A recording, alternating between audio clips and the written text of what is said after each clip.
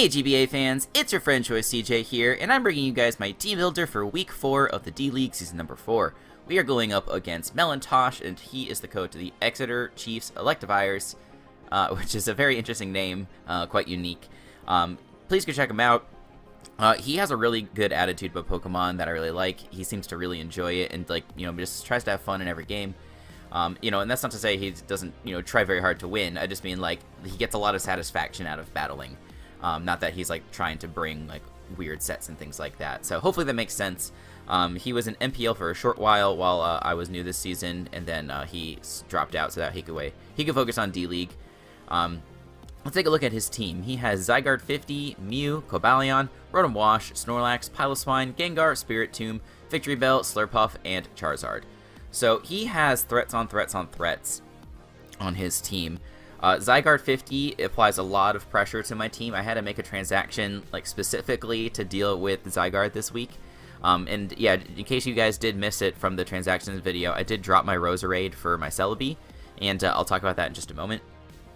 Setup variants of Mew are really horrifying to me. I don't have great ways of dealing with it. Double dance sets of Cobalion are very scary. Curslax, very scary. Sun Core of Victory Bell and Charizard, very scary. Belly Drum, Slurpuff, very scary. So, how many times can we say really scary in 1 minute? It's a good question. But yeah, he just has so many threats, and it's been very difficult to try and construct a team to prepare for everything.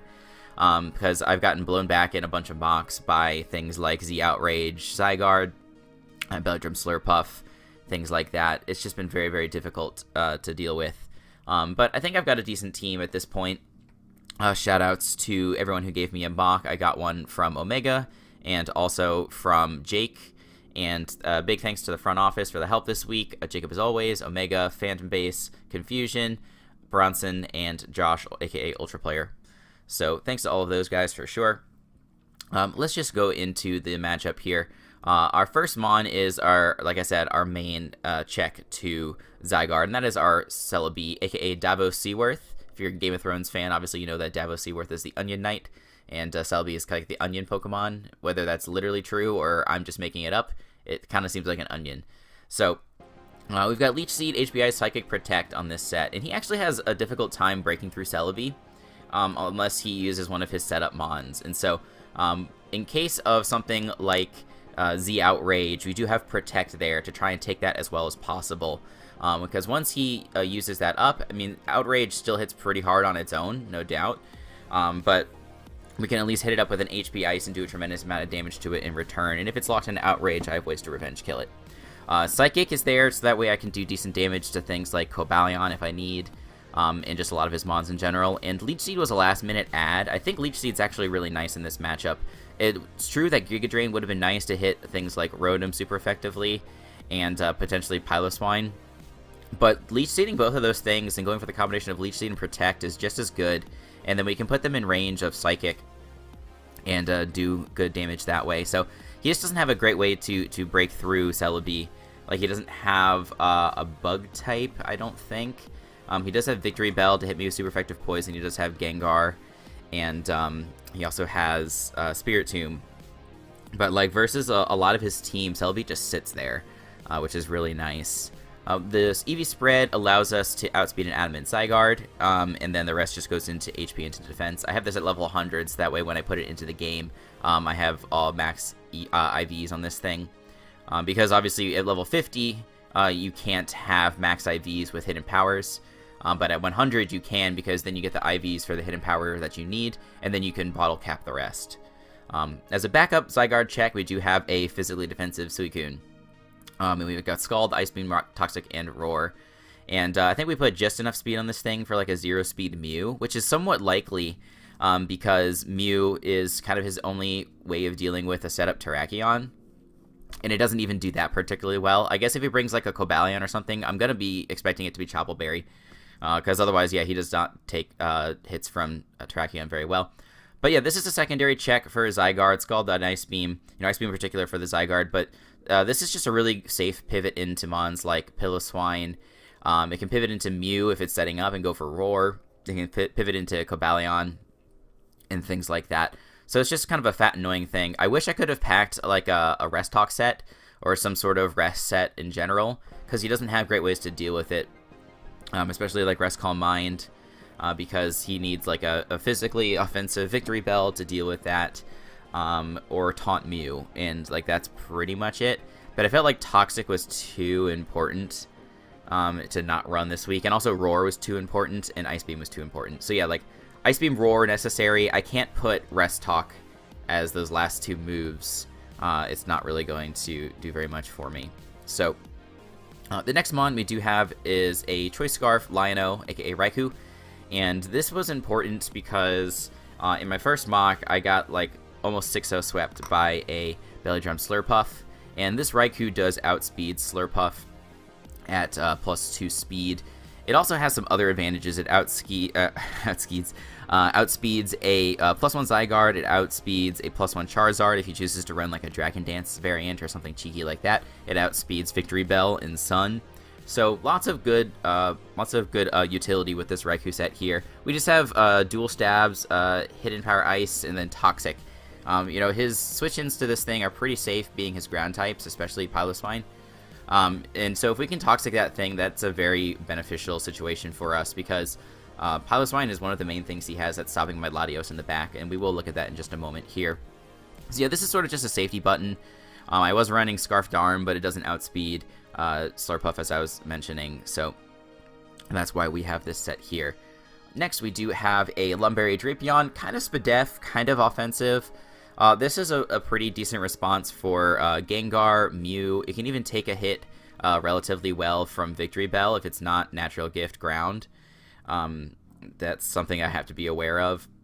But yeah, just being able to Pursuit Trap things like Mew and Gengar is extremely good. Knockoff is pretty nice versus his team. Knockoff is really nice for Snorlax that has a Recycle set. We can knock off its berry, and then it can no longer just heal up versus the majority of my team. And then Taunt's there to stop annoying things like Spiritomb, Wisp, Mew. Like, if it's a fast Mew, I won't be able to taunt it and prevent it from Wisping. But if it is a fast Mew, that means it's easier for my Terrakion to handle. So it's a little bit of a trade-off there, and it'll be worth it to find out either way. But, you know, in case he is something like that, we do have Lum. And that's also especially nice for Gengar, too. Gengar also gets Will-O-Wisp. So we can just stay in on that thing, go for a knockoff, and get as much damage as possible. And then Taunt is also good, you know, just in general for setup Mew, Piloswine, I guess, if he wants to go for rocks versus me. You know, I didn't really have another move that I wanted here. Like, I tried to look hard through this. I could have put, like, Ice Fang or something on. I guess Taunt is also good to prevent Belly Drum Slurpuff, or to prevent Web Slurpuff. We do have enough speed on this thing for a max speed Slurpuff. So I guess if I do see it, oh shit, let me not put Tone Claws on. I need to keep that there so I can gem my team in a second. But yeah, if I see Slurpuff, there's a chance that I lead this. I've also led off versus Mew in like all of my mocks. So maybe Drapion is the right choice. That's what I'll have to do. Yeah, I don't have another way to prevent Webs from going up on this team, so Webs is kind of annoying. But luckily my win con doesn't really get affected by Webs, and that is my Calm Mind Latios. Calm Mind Roost 2 attacks. This is a set that is very potent versus him. And the guys on the Power Rankings video, Aster and Tom, were talking about the matchup with Greg in Week 1 that Melon had, and they thought that a +1/+1 Calm Mind Latias would have done very well versus Melon's team, and so I'm sort of taking that advice to heart and testing out a Calm Mind Latios, which I guess with this the Mega Evolution has almost as much bulk as regular Latios. For us, we're just going max HP, max speed. Max HP is kind of important because this is the only thing I have that somewhat switches into Zard. Everything else gets completely blown back. So we can't really take like Fire Blast plus Dragon Pulse. We might be able to go for +1 and then take a Dragon Pulse after taking a Fire Blast, but Fire Blast definitely does like 50% to this. So my best way of dealing with Zard is pretty much going to be setting up rocks. And we do have Terrakion to help with that. We've got a dual stab Terrakion with Stealth Rock and Swords Dance. This mon is just very scary versus his team. He can potentially revenge kill it with something like Gengar if he wants. But that's kind of his only way. Or that, or like a Scarf Cobalion or a Shoppleberry Cobalion. Otherwise, this does extremely well versus his team. +2 Rock Z takes care of Mew. It eliminates Rotom. It kills everything. And Sacred Sword is actually really nice in this matchup because it allows me to deal with Curselax and Coil Zygarde.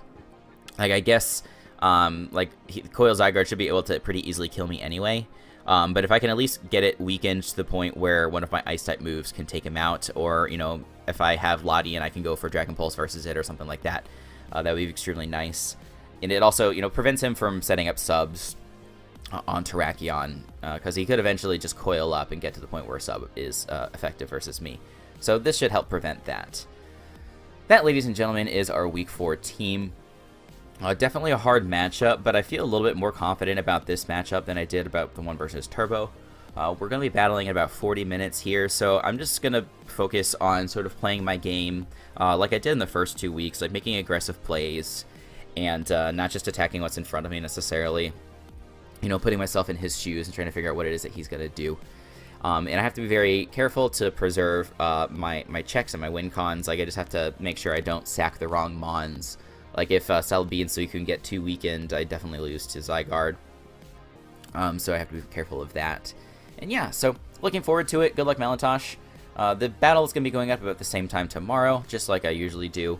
I'm doing this far enough in advance that hopefully I can get it up at noon EST, like I like to. Last week I only was able to manage 2 p.m. EST for the team builder and for the battle, but that's okay.